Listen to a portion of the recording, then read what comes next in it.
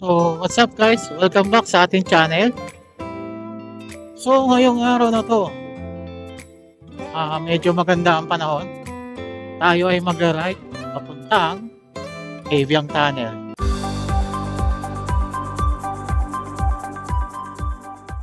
Ngayon nandito tayo sa loob ng Paseo area, Paseo de Santa Rosa sa Mena Valley. So, nag-decide ako dumaan ng Santa Rosa, Tagaytay Road, paakyat. Kasi dadaan tayo ng Tagaytay. Tapos, pagpapunta tayo ng Tagaytay na Sugbo Road. So, doon tayo dadaan papuntang Caviang Tunnel.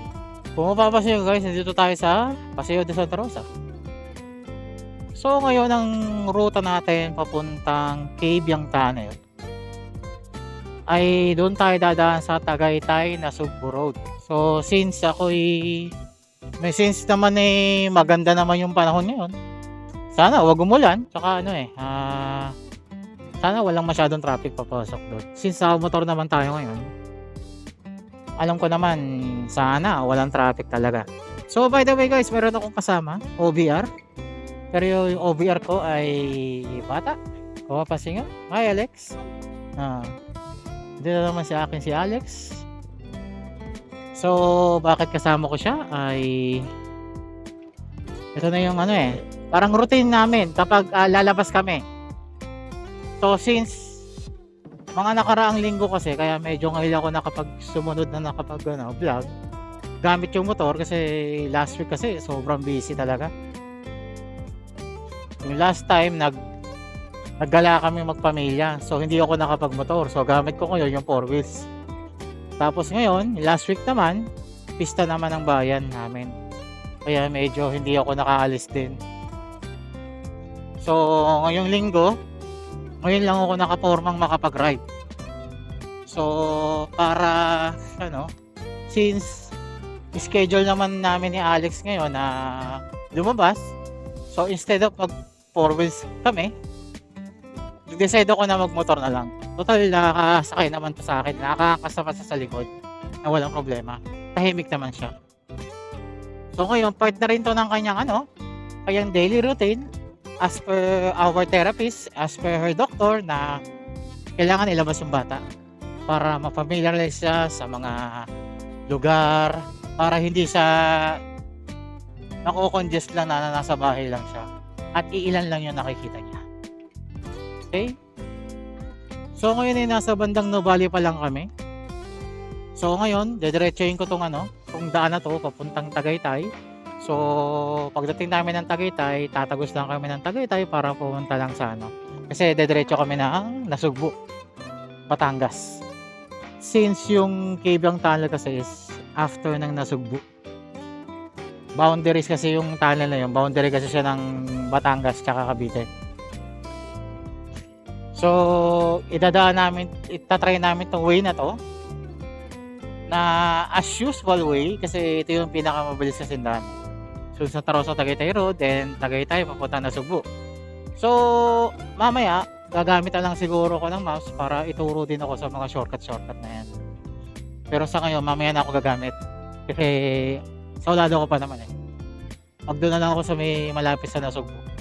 Tsaka na lang ako gagamit ang mapa. So si Alex ko ay makakarating ng Caviang Tunnel. At first time din na makakarating na ng motor ito sa Caviang Tunnel since nabili ko siya. Kasi nga, kumbaga, rider thing na lang Kung mapapansin nyo, kapag kumuha ka ng motor, hindi pwedeng mawala sa bucket list mo na makapag-ride ka sa Caviang Tunnel.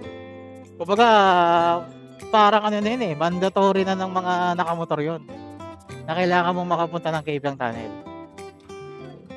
So ngayon guys, kung napapansin nyo, dito kami sa may boundary ng Calax. Malapit na kami sa boundary ng Santa Rosa to Silang. So itong building na nakakita nyo ito, ang balita ko, ito daw SM dito sa Mena Valley. So medyo may nakikita na yung progress niya, mabilis. Kasi alam ko, inumpisahan lang to. Last year lang inumpisahan to yung construction niya. Pero ngayon, buo na. Medyo nagkakaroon na ng progress, malayo na. So, nandito na tayo sa boundary ng Santa Rosa, Silang. So, nandito tayo sa Puting Kahoy. So, swerte yung mga nakatira sa barangay na 'to. Tsaka yung kanilang real estate value, lahat mataas lahat. Ikaw ba naman buri mo katabi mo is SM, mall lang katabi mo. So, alam na yung mga lupa dito, skyrocket na tumaas lahat ang presyo. Since nagkaroon ka ng mall sa tabi. So, usually naman kasi yun naman ang lahat ng pinapangarap din ng mga nakatira. Kaysa nga naman lumayo ka pa, dito, katabi mo na. Pag nabuo yan, lalo na magta-traffic dito. Kasi last time kasi nagta-traffic na talaga dito eh. Pag nabuo pa yun, lalo na. Sobrang traffic na. So ngayon, nandito na kami sa Silang Cavite. Paakyat na kami ng Tagaytay. Medyo nagbi-build up na yung traffic dito. Kasi ngayon kasi weekend, Sabado. So may mga nandun sa tao sa baba, sa mga syudad na gusto umakyat sa Tagaytay. So sabay-sabay sila ngayon. Kaya medyo matraffic pa lang. At actually ito pa lang sana pa lang to. Papunta pa lang to ng Laguna Estate. Pero silang na siya. Pero meron kasi din sa Tagos dito sa may Jollibee sa Laguna Estate, yung labas niya, yung kanto na yung Laguna Estate siya. Papasok yun. Parang executive village sa Laguna. Yung Forbes. Doon ang papasok din sa Forbes Laguna.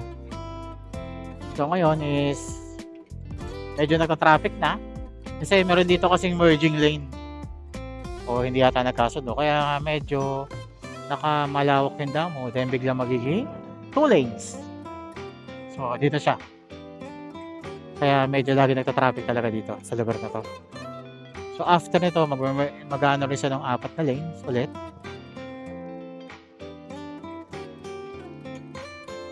So kung napansin nyo yung tunog ng motor ngayon, medyo naging torque na siya. Yung nagiging high rev na siya ngayon. Kasi pinapaltan ko siya ng panggilid. Ang stock kasi bola ng fashion natin, guys, ay 14 grams. 14 straight. So ngayon, yung pinalit kong CVT is naka 11 grams straight. 11 straight. So, meron kasi guys na pagkakaiba. Ano ba yung pagkakaiba guys ng mabigat na bola at magaan na bola? So, may pros and cons yan. So, ang advantage ng mabigat na bola ay mabilis ang response ng throttle mo. Kunting piga mo lang siya, aandar ka na kagad. Kumbaga, arangkada wise, siya? Maganda ang performance ng mabigat na bola. And then, also, matipid po sa gas. Legit po yun mga loads. Matipid po sa gas ang mabigat ang bola. Bakit po? Kasi sa sobrang responsive ng kanyang throttle niya, kapag piniga mo siya ng gano'n lang, agad-agad, parang aarangkada ka na agad. Hindi na siya parang kailangan pang mag-high rev hanggang sa tumakbo ka. Yung gagamit pa siya ng high revolution, yung maririnig mo naman. Kaya usually, ang mga stock kasi, mabibigat ang bola ng mga stock. Tapos, stock na yung flyball mo sa fashion na 14. Tapos, ang stock rin na spring yan, center spring is 800 RPM, clutch spring is 800 RPM din. And then, advantage talaga ng responsive and also fuel efficient. Kaso nga lang, ang problema, ang top speed mo nga lang medyo mabagal kang makahit ng top speed mo. So, ang stock na bola, depende pa sa bigat ng rider yan kung paano ito tono. And also, ano naman ang advantage at disadvantages ng magaan na bola? So, magaan na bola, so ang recommended dito sa fascio, depende sa bigat. Sa bigat ko kasi, nag-decide ako ng 11 to 10. 3 11 tsaka 3 gis yung setup ko. So, nararamdaman ko sa arangkada medyo delay siya kasi nga magaan yung bola hindi siya agad-agad kumakagat. So parang feeling mo, nag-rev ka na, tsaka pala siya, arakada. Pero ang advantage niya, mabilis mong mahihit ang top speed mo. Pagdating, easy na lang yung makapag-reach ang 80 ng ganung kabilis. Ang cons nga lang ng pagana bola, hindi po siya fuel efficient. Siyempre, ang pagiging high rev ng isang engine, mayroong kapalit yan. So kapag nag-high rev ka, mas maraming gas ang kinukonsume mo. Kasi nga lagi yung engine mo laging galit. Laging kumakita mo ganyan lagi, na kung napapakinggan nyo, medyo siya, high rev lagi. Compare mo sa mga mabibigat na bola, na yung high rev niya, hindi siya high rev. Konting piga mo lang, aandar ka na. Okay, so dito tayo sa Tagaytay. Pero dumaan tayo sa may sa bypass road. Sa Tagaytay bypass road. Nalabas ito doon sa may papuntang Indang tayo dadaan. Sa Pakibiyang. Pwede naman doon May dalawang way, pwede na Sugbo. Pero mukhang mas malapit yata dito. Hindi ko pa natatry itong daan na to, papuntang Indang. Kasi ngayon yung Tagaytay na Sugbo road, napaka-traffic ngayon doon. Sa ganitong oras, medyo lunch time. Para malala ang traffic doon ngayon. Kaya siguro dito ako pinadaan ni Google Maps. Kasama ko na naman si Alex sa aming ASD friendly moto adventure. Kasi last time naisama ko na rin sa ride ko. So ngayon, round 2 namin ni Alex. Kasama niya naman siya sa ating ride papuntang Kabyang Tunnel. Yes. Kasama na rin to sa kanyang development as recommended by her developmental pedia and her therapist. Maganda na ang daan dito ngayon. Pampasiga, asfalto na siya. Dati kasi hindi asfalto to parang sementado lang. Alam mo yung bagong gawang sementado na sobrang tagtag. Ganun siya nung una. Pero ngayon mukhang kasi ginagawa na tong alternative route. Kung ayaw mong dumaan doon sa may Santa Rosa, Tagaytay Road, Tagaytay Calamba Road, papunta doon sa Rotonda ng Tagaytay, medyo traffic kasi doon. So, yung ibang mga sasakyan, kung gagamit ka ng Google Maps, padadaanin ka nila mismo. Siguro, by this day, itong araw na to, sa ngayong weekend, tapos gantong oras, 100% sure na padadaanin ka nila dito. Walang biro yan, mga loads. So, sobrang traffic doon sa taas talaga. Actually, nasa taas naman din to. So, sobrang traffic doon sa usual na daan. Tapos ito, pagka-exit mo na to, nandun ka naman sa may General Aguinaldo Highway ka na. Tapos, kakaliwa ka sa Tagaytay Bypass Road. Dati kasi wala naman yung daan na to Talagang street lang siya. Then, biglang binutasan.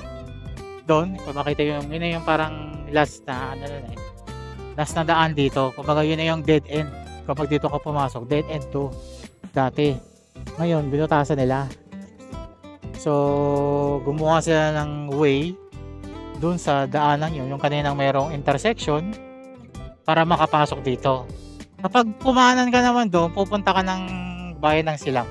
Kasi kapag naman naka 4 wheels, mahirap mag-explore ng mga daan kasi alam mo naman, malimit na ako nabibiktima nitong si Google Maps. Sa mapa, akala mo, alawak na daw kasi para-parehas nga laman. Pero, pagdating mo doon, Diyos me, nasa tabi pala ng bukid. Tapos ang kasya, isang sasakyan lang. One way lang.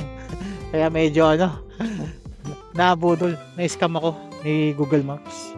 Ilang beses na ako na-scam ni Google Maps Kaya ni Waze. Yung isang beses lang, may karanasan na kami na alam mo yung galing kaming Bicol na pauwi na kami ng Manila. So iniiwasan ko yung karaniwang daan sa Maharlika kasi nga sobrang traffic talaga as is hindi talaga kami makalis. So inikot niya ako sa bundok. Sa Bondok Peninsula. Yun yung sa may Quezon yun. So nagulat kami, hindi ako dinaan sa highway, bigla lang mayroong paliko. Akala ko yung daan niya sementado. Pero nung nagulat na lang ako, yun nandun na kami sa kalagitnaan. yung daan niya, nasa gitna kami ng bundok, gubat, tapos panipis ng panipis yung daan niya hanggang sa isang sasakyan na lang kasya. Then, ang matindi doon, naging rough road pa. Talagang alam mo yung probinsya ang dating. Nakakatakot na. Kasi kung saan ako dinadala ito, dapat inikot pa na lang. Kasi, dapat pwede naman kaming dumiretso, yung paikot. Tapos meron kasi parang tinuro siya na tagos, na gitna, isang diretso lang. Ay, yung palang isang diretso niya, isang diretsong bundok pala yung tatagusin mo. So ito, tatahakin na natin to hanggang mga 700 meters. Hindi, alam ko, dire-diretso pa to eh. Hindi ka na palilikuin dito. Sa pinakadulo na ito. Ako, hindi ko pa nararating yung dulo nito kung saan yung hangganan na itong bypass road na to. So guys, dito tayo sa sa bayan ng Amadeo, Cavite.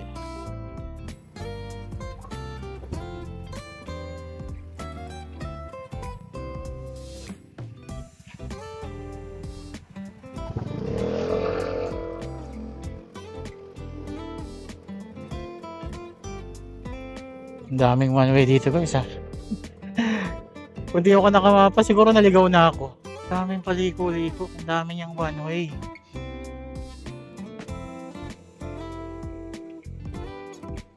So nakalabas na tayo ng bayan ng Amadeo. So after daw nito sa intersection, na-coordinate sa mapa, kakaliwa daw tayo.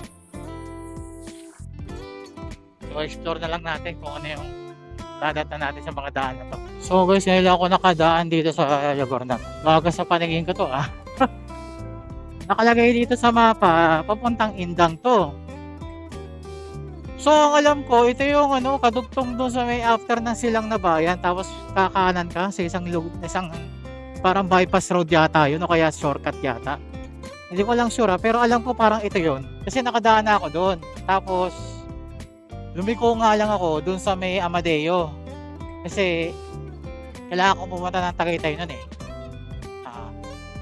So mukhang feeling ko parang ito yata yung kadugtong nun, yung malawak na daan na yun, na 4 lanes. So ngayon, hindi ko pa alam kung ano yung dulo nito. Saan ako dadalhin itong daan na to. So matutuklasan natin. Kaya nga minsan gusto ko guys na nakamotor muna ako pag hindi ko solado yung daan, para kapag nag 4 wheels ako, ay solado ko na. Ibig sabihin, napuntahan ko na sa motor na maluwag yung daan, hindi ako mahihirapan. So familiar na ako sa lugar. Kasi minsan kasi may mga lugar talaga na akala mo sa mapa okay siya, dire-diretso lang, shortcut, yung pala manipis na yung daan, katabi mo bukid, isa lang pala yung kasyang sasakyan, tapos one way traffic lang, mahirap, hindi mo siya matatansya. Mas buti ng ganito na nakamotor ka muna, chine-check mo muna yung dadaanan mo. So ngayon confident ka na yung dadaanan mo na hindi naman pala siya masikip, maluwag siya. So kapag next time na pumunta kami ng puntang Indang, pagaling ka silang, dito na ako dadaan. Alam ko na. So mga ito muna yung pang-i-scout ko itong motor, kung maganda ba yung daan. Saka ako dadayuhin ng nakasasakyan. Kaya natin guys kung ano yung dulo nito, kasi ako hindi ko rin alam ang dulo nito eh. Yung dulo ng daan nito. Dulo na pala siya. So dito tayo sa kanan papuntang Indang, Mendez Road.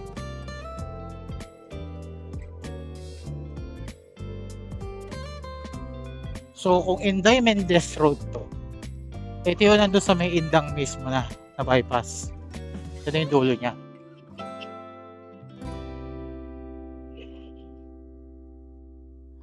Okay, ito na yung Indang, Cavite Town proper. Ngayon lang din ako nakapunta dito. Medyo maliliw na yung nagagala namin ni Alex Nakarating na kami ng Indang. Pagagalitan na naman kami ng nanay nito. Alaya na naman na narating namin. Para papunta lang ng tunnel.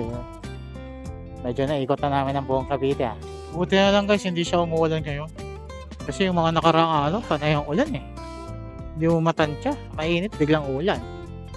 Tapos nung nagmotor na kami, uminit. So bigla namang umulan. Kaya medyo unpredictable yung weather last week.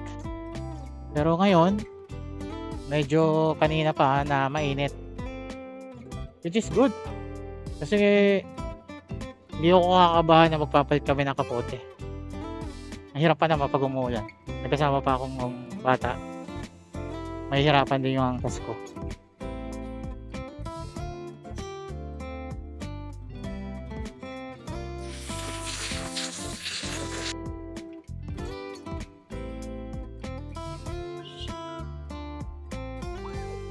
Pang one way yata dito. Diretso tayo. Kailan ko one way yan eh. So, punta tayo Alfonso na. Yeah, pa Alfonso na nga to guys. Pupunta tayo na Alfonso after nitong Indang is mag-Alfonso na tayo.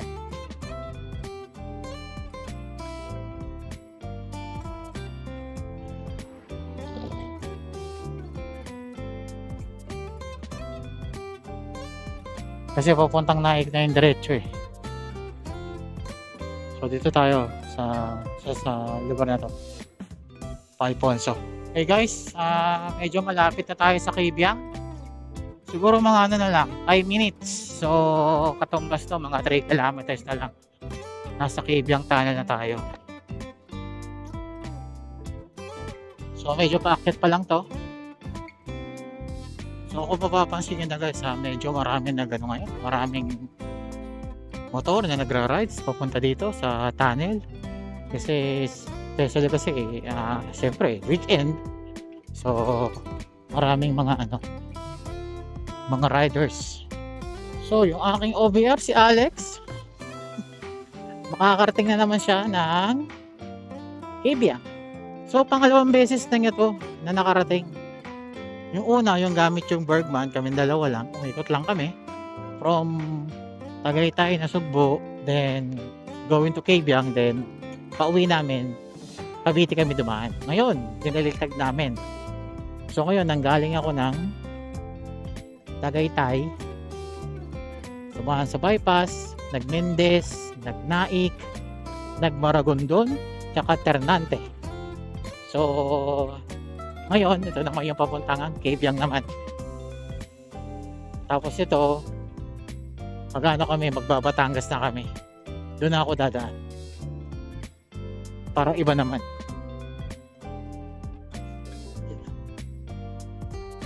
So, mga 2 minutes na lang guys, andun na tayo. So, bali guys, ito yung mga sa mga na-upgrade ko na dito. Since kung nakita nyo na yung mga short videos ko doon sa aking channel, so nakita nyo na yung mga nakabit ko na dito kay Mona. So una-una, lahat ng garnish ko is carbon, mula sa signal light, garnish sa headlight, doon sa center island, doon sa may pagitan ng dalawang signal light sa harapan, carbon na din siya. And then carbon din yung fan cover, carbon din yung CVT cover, air filter cover, carbon na rin. Tapos kung papasin nyo, salamin natin, naka classic Yamaha side mirror ako, stainless. Tapos naka na rin ako, naka visor na rin. Pati dito sa aking speedometer panel, naka carbon din yung niya, yung garnish niya.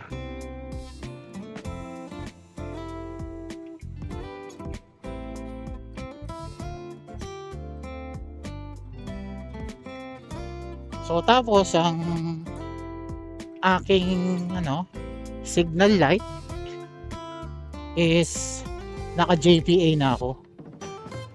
Front tsaka rear. Naka JPA lights na. Then naka MT8 ako na pipe. Pinalitan ko yung stock pipe ko ng MT8.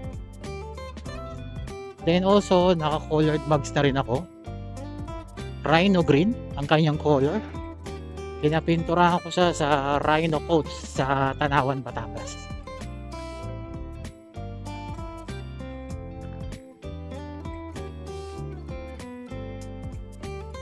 Then also, yung headlight ko, in-upgrade ko na din. Naka-projector na rin ako. Projector light. Siguro mamaya, pag uwi namin ni Alex, makikita nyo yung headlight ko kung gaano siya kaganda. talagang sobrang liwanag niya sa gabi na hindi mo na kailangan ng any driving light sa sobrang lakas niya, sa sobrang ganda ng buga ng ilaw niya. Tapos yung aking top box ay plastic, hard plastic from Sec Auto Supply, Muji model.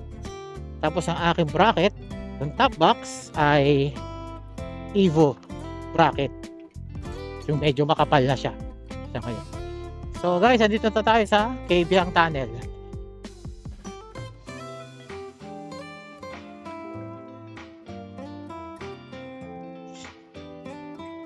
So kung makikita nyo guys, maraming nakatambay ng mga riders dito sa Kabyang.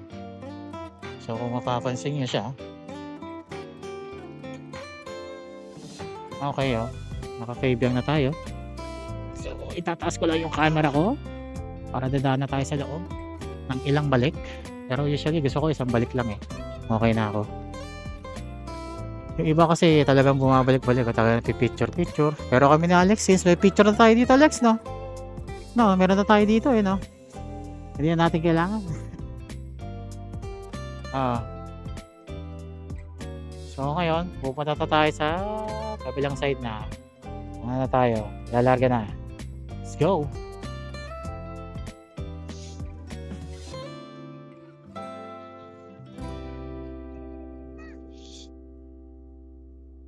Let's go, Kabyang!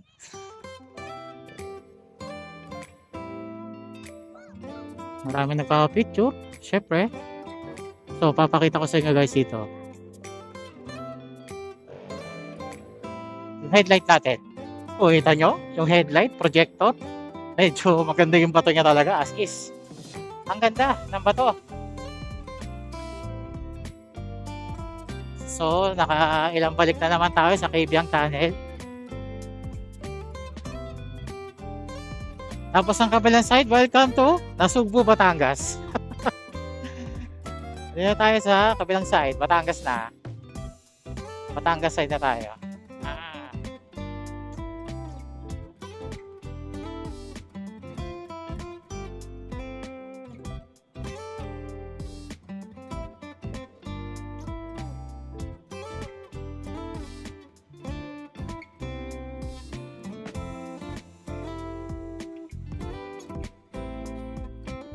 Tayo muna, parano tayo, i-check natin yan. Syempre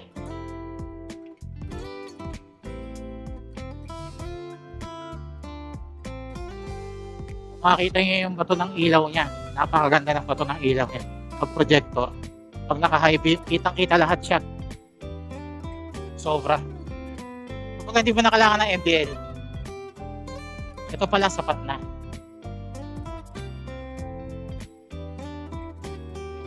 Siyempre, ang ano lang guys, disclosure lang, hindi sa budget meal guys. Hindi budget meal yung projector lights. Ako na nagsasabi. Hindi siya budget meal. Grabe yung presyo niya. Nabili ko to sa Silang Cavite kay Galaera Moto Gibbs.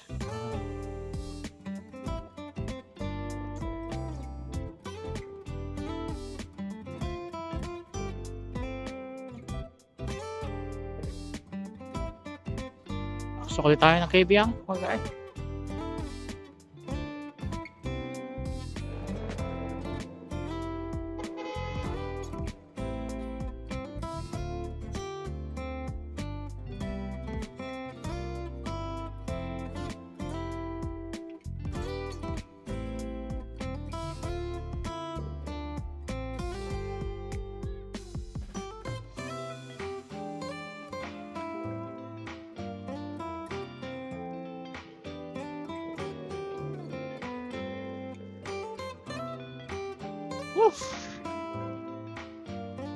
Yun, papunta na tayo sa Nasugbu. Uuwi na. Alex, uwi na tayo Alex.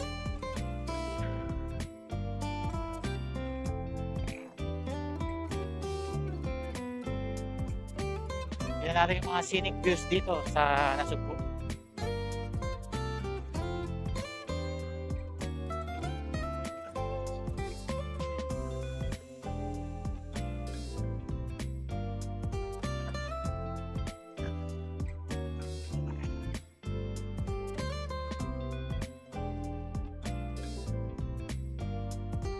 Ganda ng dagat ah.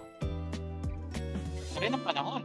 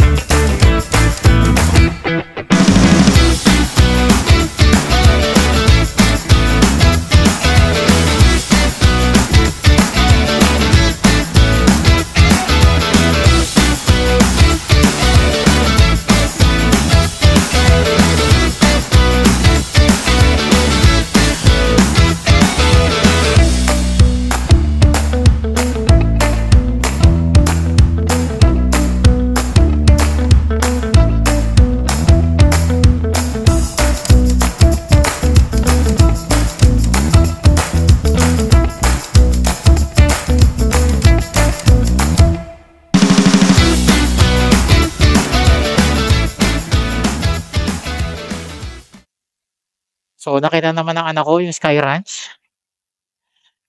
Ito siya, yung Sky Ranch. Maliwanag pa ang Sky Ranch. So guys, dito ko natatapusin ang ating video. Kung nagustuhan itong content na to, pa-like, pa-share, and pa-subscribe sa ating YouTube channel, and pa-follow na rin sa ating Facebook page, and sa ating TikTok. So, ingat palagi mga lods. So, always remember, chill lang sa pagpapatakbo. Huwag tayo masyadong magmadali at huwag tayo mangarira. Bakit? Kasi pag dito naman sa stoplight, doon pa rin tayo magkikita. So, peace out and goodbye!